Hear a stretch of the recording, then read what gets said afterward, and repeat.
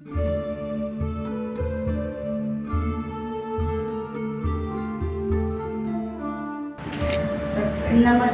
नमस्कार. आपले नाव काय? मंगला चव्हाण. आपण कुठे राहता? हनुमानवाडी.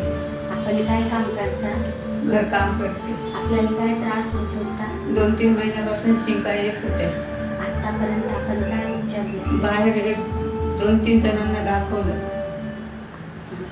त्याचा काही फायदा झाला का? त्याचा काहीच फायदा झाला नाही. नंतर आपण काय केलं? डॉक्टर परदेशी कडे दाखवलं. हो, पंचर केलं. आता आपल्याला कसं वाटतं? आता 100% बरं वाटतं.